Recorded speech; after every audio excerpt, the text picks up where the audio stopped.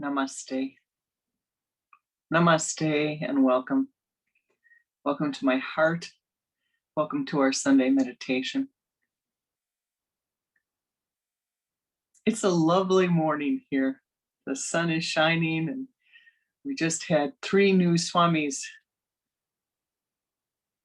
ordained this morning. So it's just a beautiful, beautiful day and I'm happy to be here with you sharing in this time.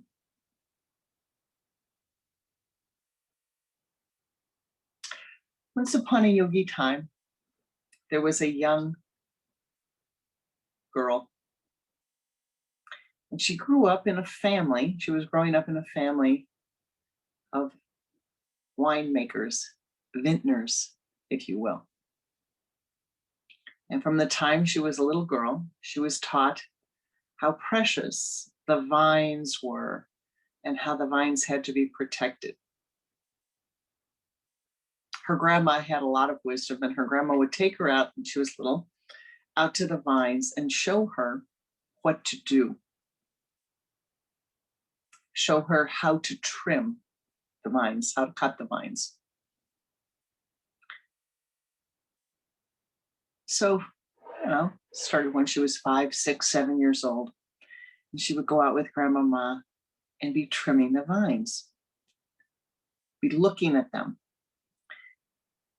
When she was 7, she was old enough that she started to see that every vine, every spring, every vine would have a lot of sprouts on it, a lot of growth on it. That was the year that Grandma gave her her own clippers and said, now we have to trim this new growth off the vine very carefully. The little girl didn't like that. It's all new. It's all exciting. It all looks so beautiful. How do I choose? Why do I have to cut this beautiful vine? Why? Why? Well, because the roots can only feed so much. The tree trunk, the stem, can only support and nourish and feed so much. And if you let it go, if you let this vine grow without trimming, without cutting back, without pruning appropriately, none of it will grow strong. None of it will grow strong. It will all wither.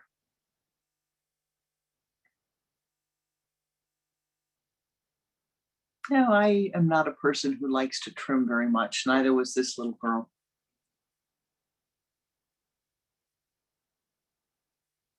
But in time, she learned, as I have learned, it's necessary to trim.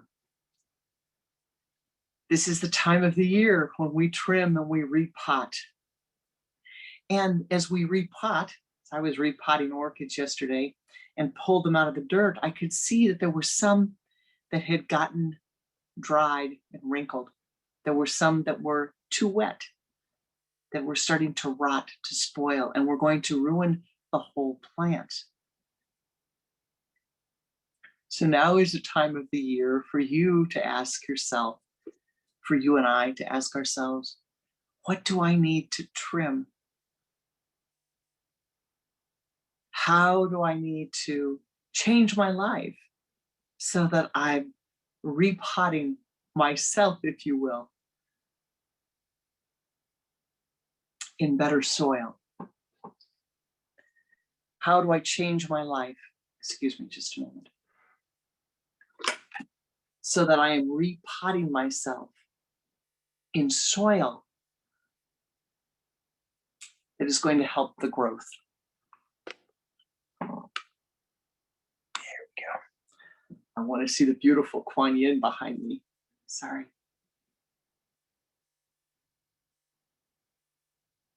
And what is it that I need to trim? What must I be doing? What must you be doing? What did the little girl learn from her grandmother to do?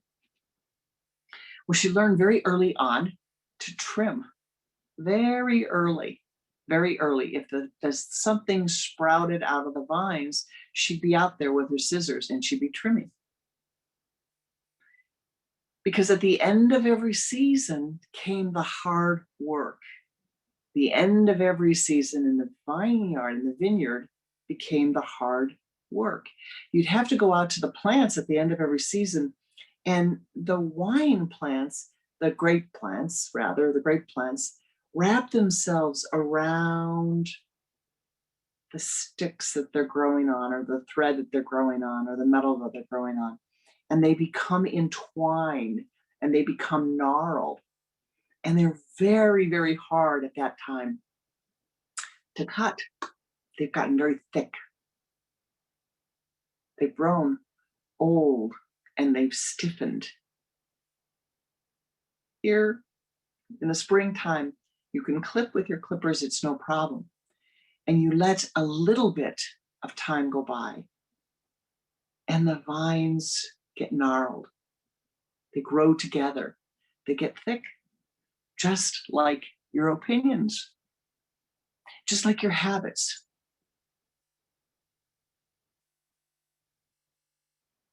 Now come the fall, when the vines have grown and intertwined and gotten thick and gnarled, not the first year, the second year, the third year, but say the fourth or fifth year that they've grown, it's really hard to get in between those gnarled branches. And you almost have to pull out from the root to be able to get the vine loose.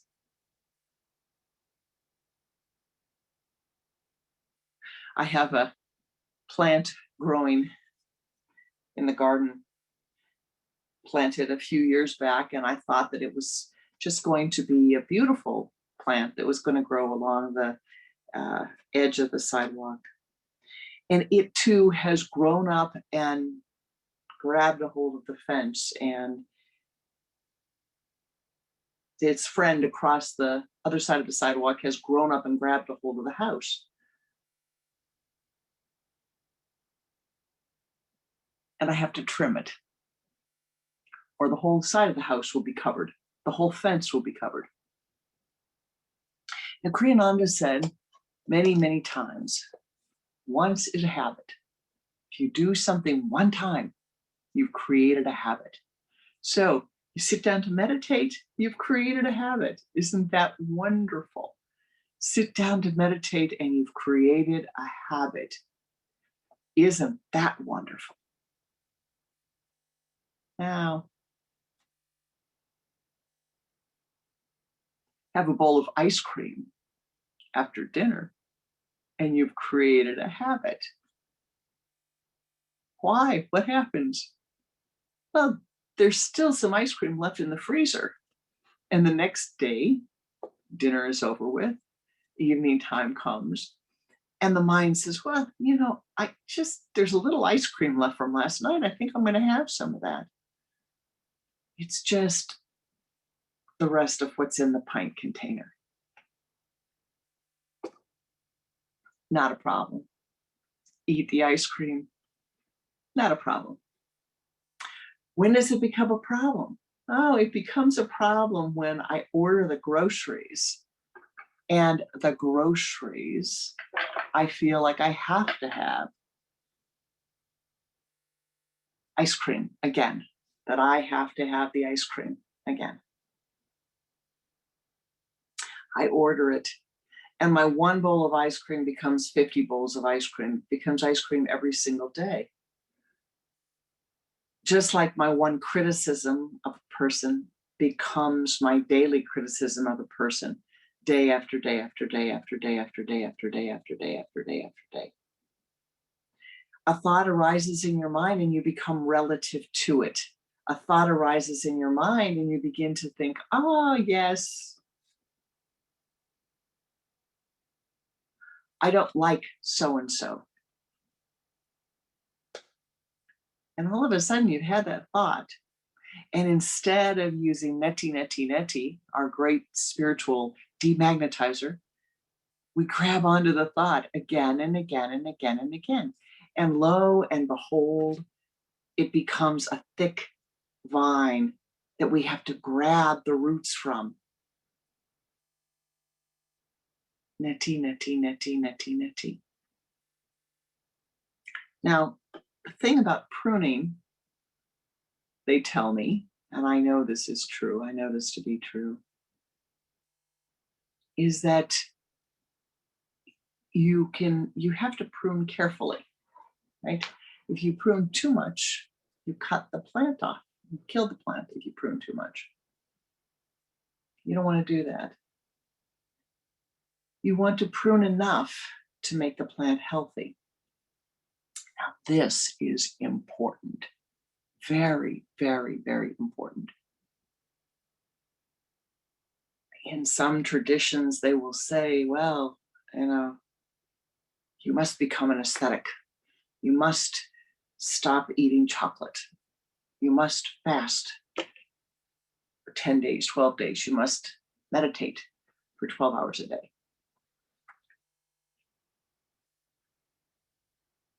Not Kriya Yoga. The path of Kriya Yoga is a path of balance. And so what must you do? Well, you need to say, what do I need to change? What do I need to prune? What do I need to do today that's going to help me? So look at the altar. Focus on the altar a minute.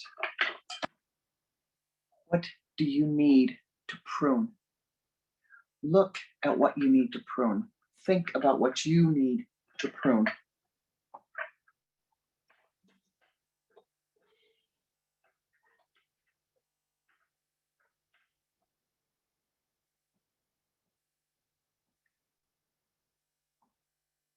What needs to be done?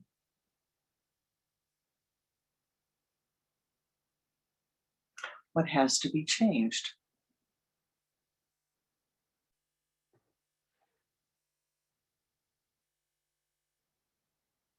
So here's what the wise ones say. You look at what needs to be pruned. Maybe right now in your life, you're having a big bowl of chocolate ice cream for dessert. You have it every day. So what do? Well, maybe tonight you have a third less of that ice cream. And then the next week goes by and maybe it's a third less of the ice cream. And the next week goes by and maybe you have a day where you don't have ice cream, or 2 days or 5 days, and you build up till the point that you reach a point of balance and you do not have the ice cream anymore.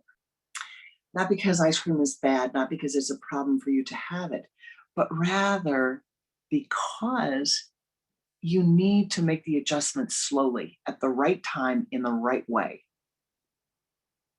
in order for them to stick, in order for them to be effective. Just like the vine in the vineyard has to be pruned at the right time in the right way. If you cut too much off, the body reacts and slaps back. And really what we're talking about you're doing is, I keep using the example of ice cream or chocolate. They're sweets that people seem to like. But you're really talking about letting go. We're back to the big one, letting go of your opinions so that you can find tranquility, that you can find peace, that you can find joy, that you can find happiness, that you can find inner peace. Let go of all of the running and ranting and raving to find inner peace. And let that foundation of inner peace be what vivifies you, what strengthens you, what brings you joy. Begin by letting go, not of the aspects of your personality that have hardened, But begin by letting go of the new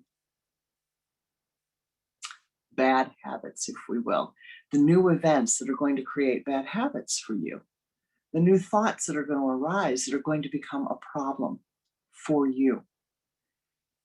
There is in yoga what we call tarka, and this is done at the end of every day. And tarka is your opportunity to look at what has happened during your day, to look at what is new in your day, to look at what is different in your day.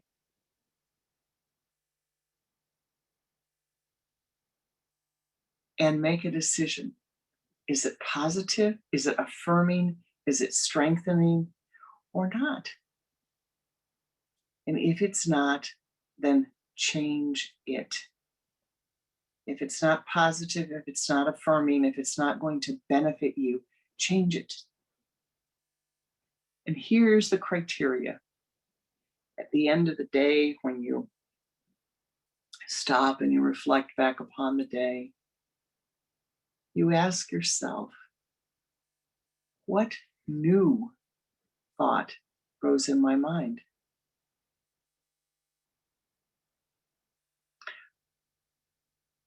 What new behavior occurred today? What new person did I meet?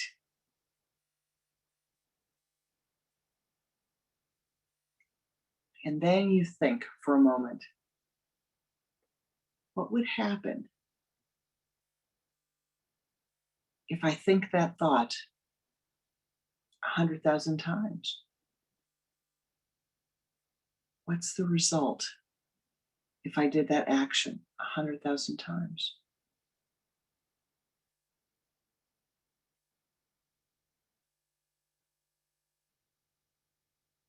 From the time I was a little girl, my mother fasted on Fridays. It's her fast day. She fasted one day a week. And she got into her late 80s, and her priest told her, you know, you're in your 80s. You don't have to do this anymore.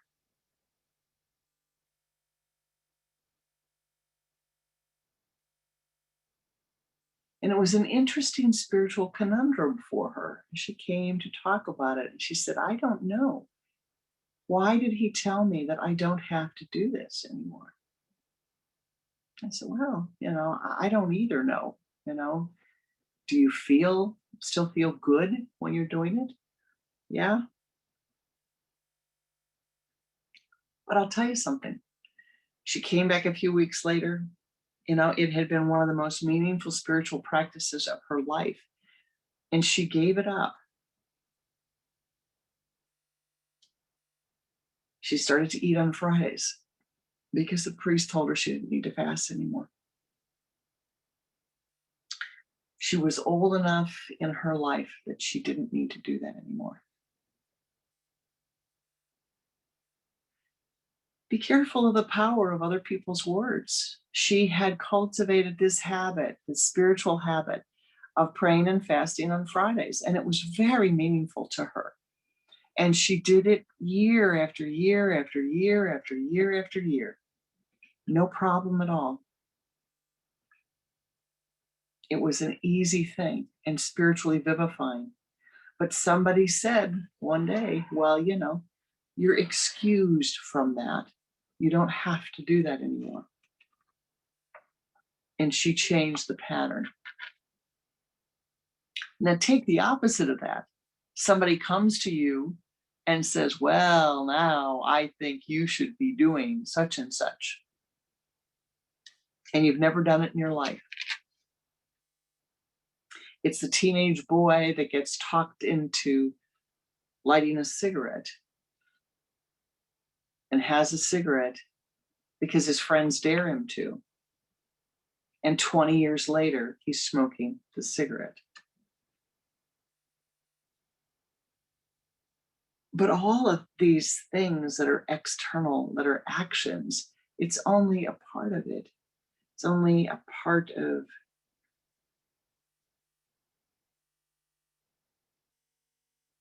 what you're examining when you're doing the tarka. What you really want when you're doing the tarka is to look at your mental habits. What's the mental habit that you have created? What's the mental habit that you're feeding? What's the mental habit that you're nourishing that is going to cause you difficulty? Identify it and change it.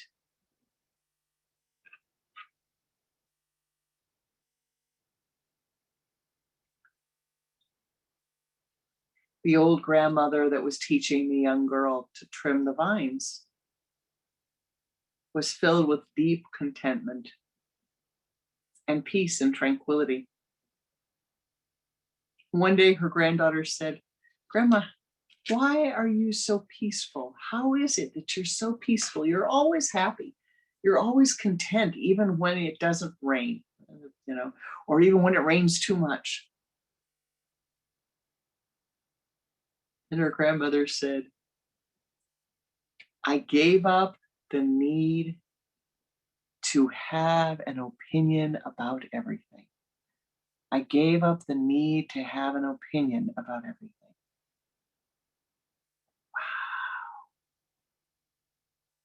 I decided I didn't have to have an opinion about everything. Isn't that a blessing? Isn't that a blessing? Can you give up having an opinion about something, about anything? Somebody asks you how you feel about something.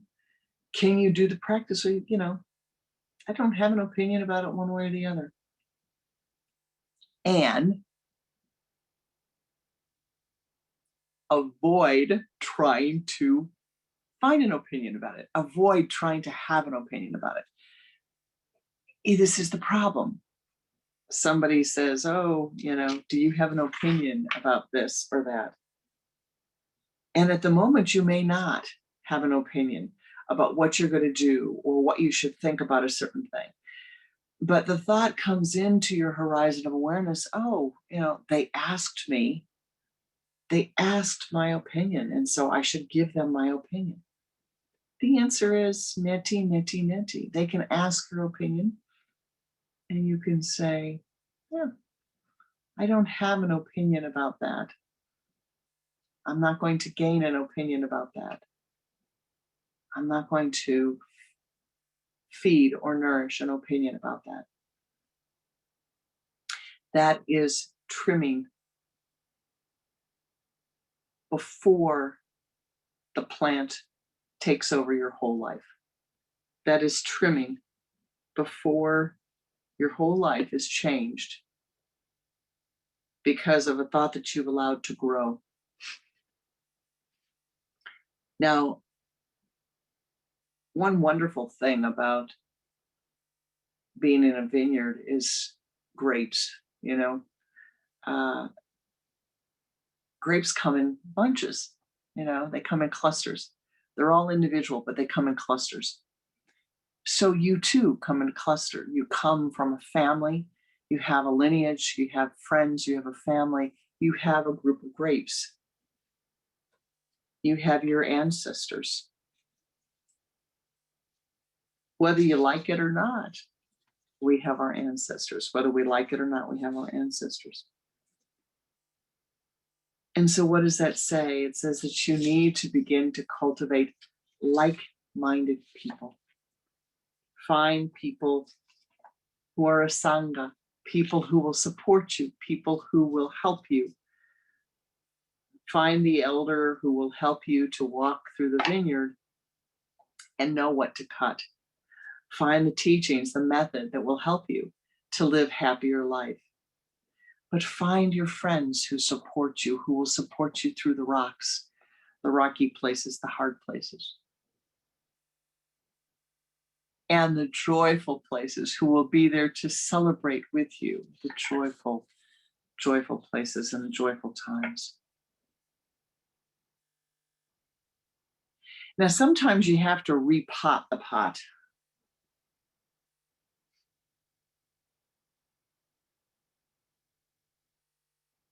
You have to repot it. Now, Sometimes you put it back in the same pot, but it's got different soil.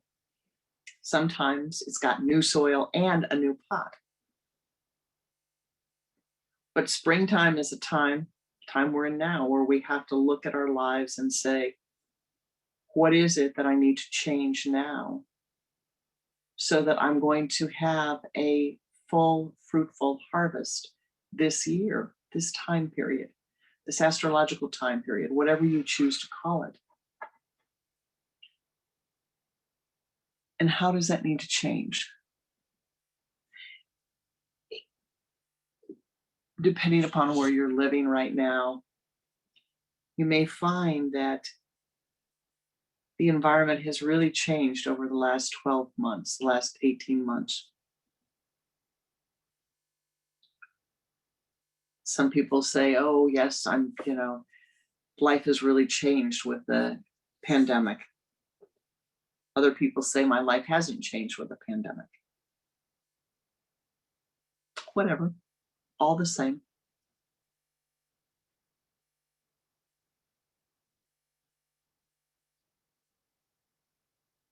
All is change. And so you must look at your life now. One must look at one's life now and say, what do I need to do to feed the environment that I'm living in? What do I need to clean? What do I need to do differently? What do I need to change?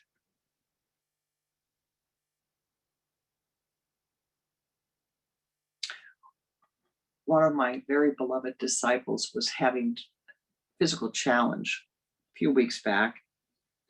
And I said, well, it sounds like maybe you're spending a little too much time on your computer. And maybe that's part of the problem,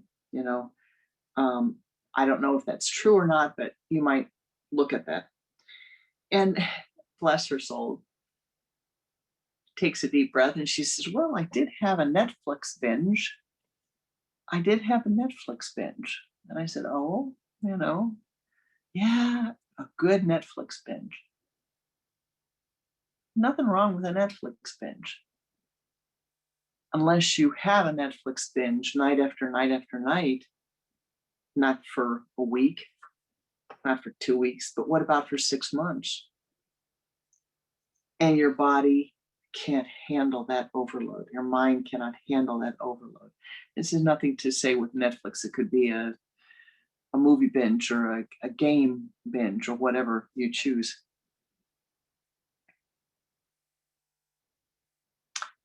Know what you need to stop today. And be true to yourself. Tell the truth to yourself. Don't lie to yourself. It doesn't matter. You don't have to tell anybody else, but just look and say, what's the thing I have to change today? What's the thing I have to clip today? And how can I make new soil? How can I vivify the soil that I'm living in, the environment that I'm living in? Who am I surrounded with? How are they feeding me? What are they feeding me? Positive, uplifting, healthy things, or things that are not positive and uplifting and healthy?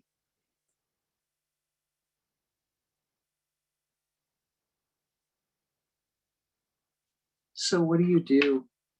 You repot, you nourish the soil, you feed the soil. And how do you feed the soil? You feed the soil with meditation. And so today we're going to spend more time meditating than we often do, turning inward, so that you too can look at your life and make a decision. It's your life. It's your choices. It's not mine. It's your choice every single day. And every day, the choices that you make affect your life. Every day, the choices that you make, it is your life. Every day, the choices that you make will tell you the direction that you're going in. Every single day, the thoughts that you think, the thoughts that you become relative to, point you very clearly to where you're going to go with your life. They point you very clearly to that which you will be doing for the rest of your life. Change your thinking, change the direction of your life. Change your habits, change the direction of your life. But don't try to change all at once by grabbing out the root. Do something at the right time, the right way. This is springtime. Look at what you can do now that's going to bring ever greater joy into your life. Wisdom into your life. The skills that you need to walk through your life as your life changes, because you will need different skills tomorrow than you do today. Plan, prepare. One of the Swamis was mentioning earlier that they're studying Dutch so they can go to the Netherlands next year. Yeah, smart. Don't wait till you're on the airplane to learn to say bonjour if you're going to France. Prepare yourself ahead of time. So now let us turn inward. If you will look at the altar, close your eyes and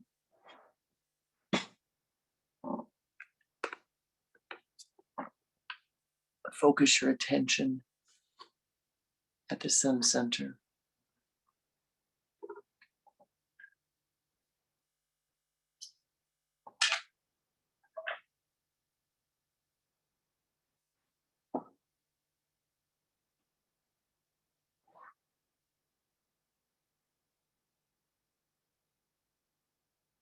Take a long, deep breath.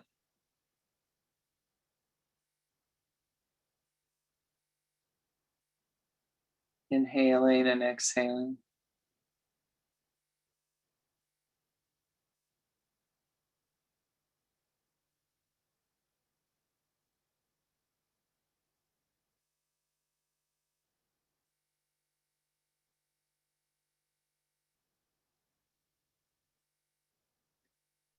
Watch your breath for a few moments.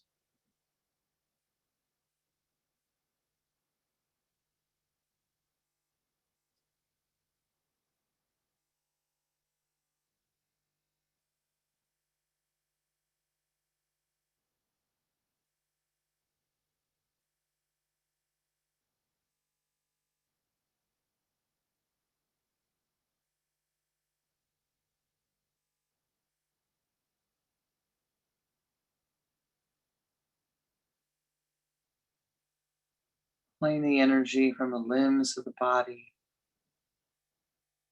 to the trunk of the body.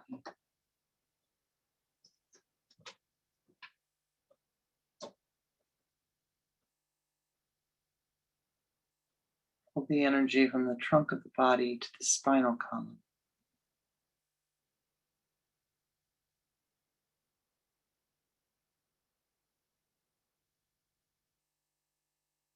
From the base of the spine, pull the energy to the sun center. And moving this out is a light. Encircle your being, your body, in a golden ball of light.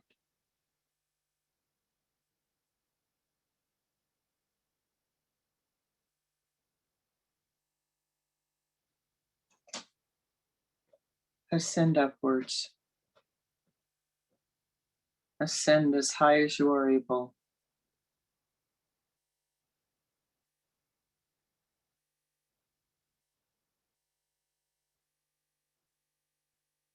Ascending into the high place.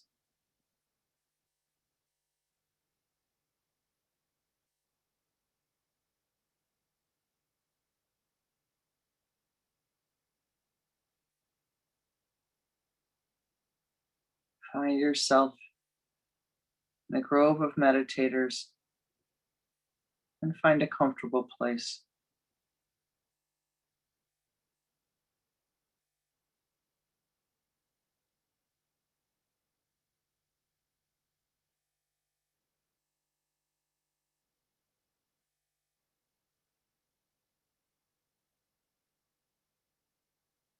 Your attention at the sun center.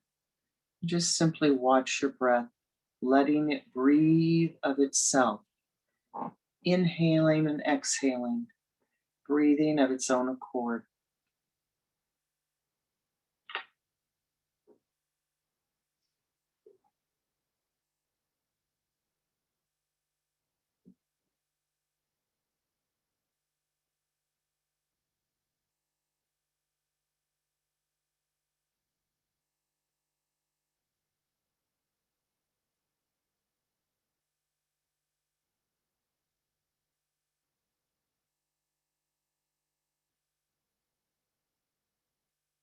Mind wanders, bring it back to the breath.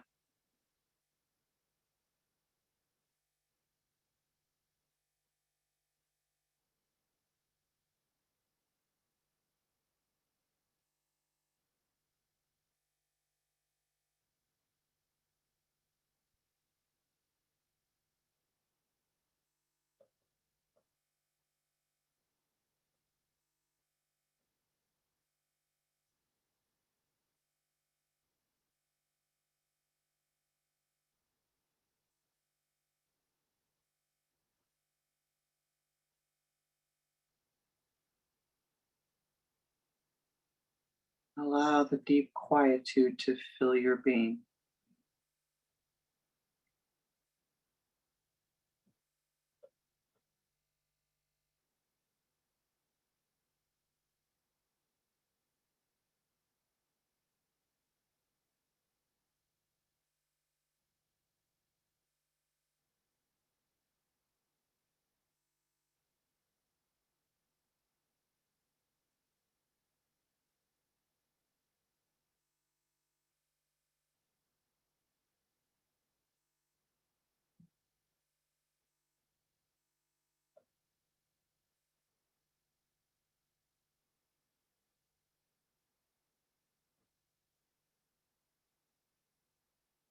Bring your attention back to your sun center.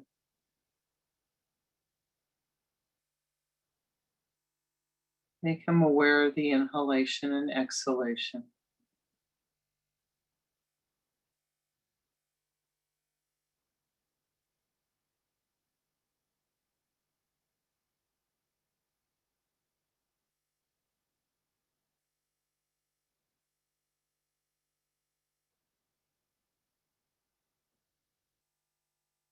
On the next inhalation of the breath, hear the sound of Hong.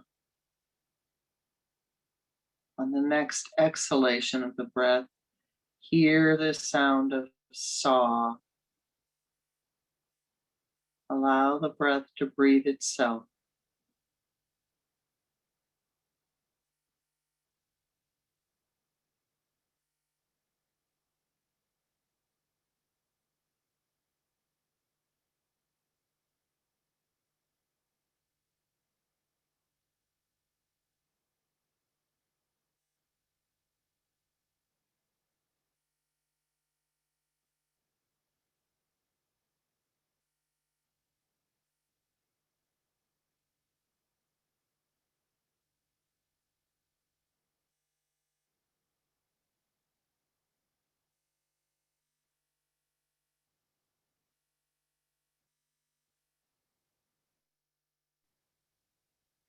If the mind wanders, hear the sound of Hong, Saw.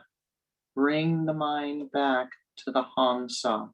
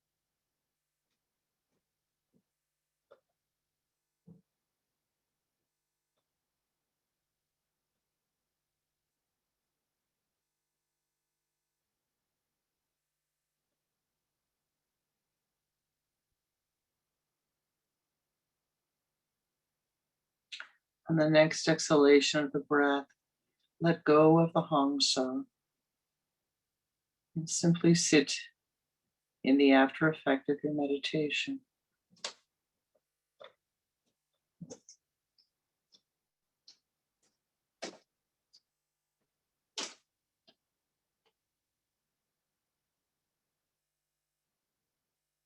Letting your breath breathe itself.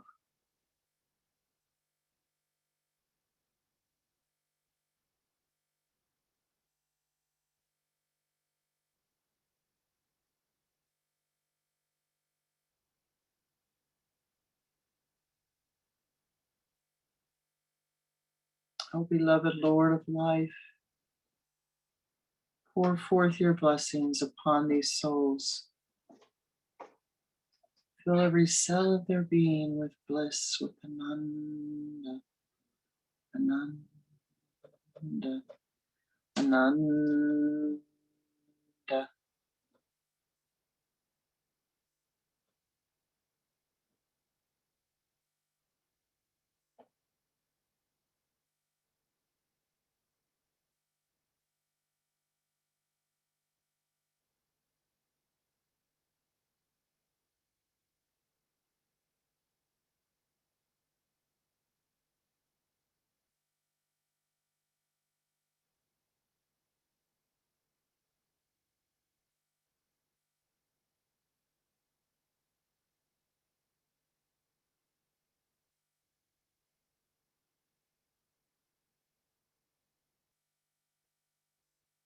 Feel the golden dewdrops pouring down upon your crown center. Feel them filling every cell of your being.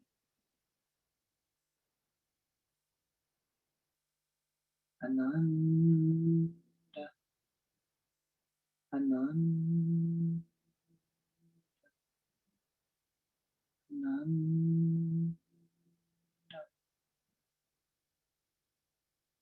Ananda, Ananda, Ananda. Feel that bliss nourishing the soil of your being. Feel it fertilizing your creativity so that you will feed that creativity and can better solve, more wisely solve the challenges that arise in your life. Ananda, Ananda, Ananda.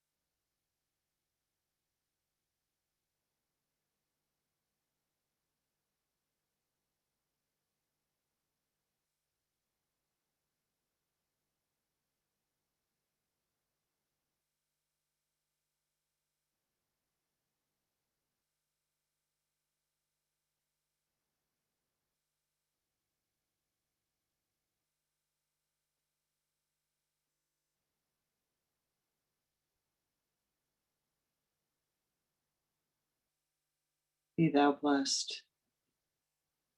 Be thou blessed. Be thou triply blessed. At this moment, open your soul, open your heart, Open your Ajna chakra to receive the blessings of life, to receive the goodness of life, to vivify the goodness that thou art. Open yourself, be willing for just a moment to open your being and be vivified. Let go. Prune those small thoughts that are hurtful, that are harmful, those negative thoughts of self-criticism. Prune them. Let them be washed away and dissolved away by the bliss of Ananda. May your life be fed and vivified. May you be strengthened. And in this moment, may you begin to grow the skills that you need to create an ever new, ever wiser, ever happier, ever more joy-filled life.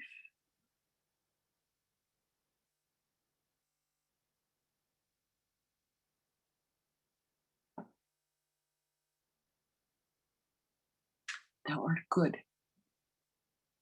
Thou art good. Thou art goodness. Thou art a part of life. Accept the blessings and the goodness of life. Know that they are there for you and accept them.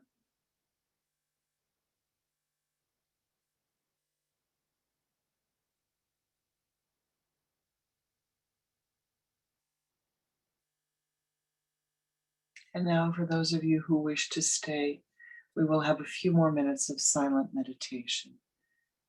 Namaste.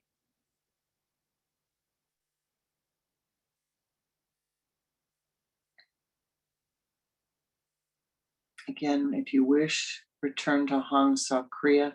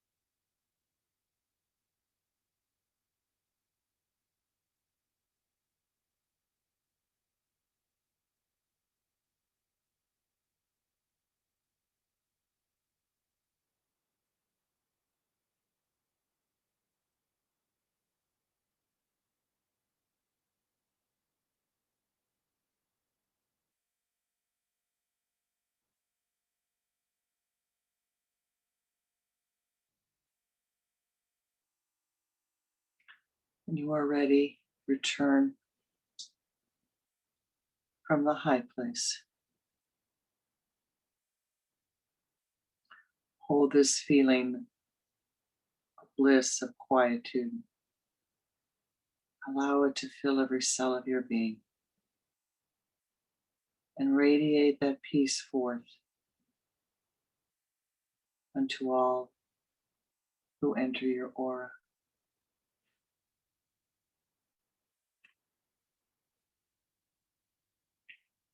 Thank you for your blessing.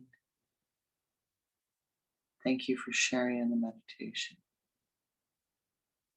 Namaste. Namaskar.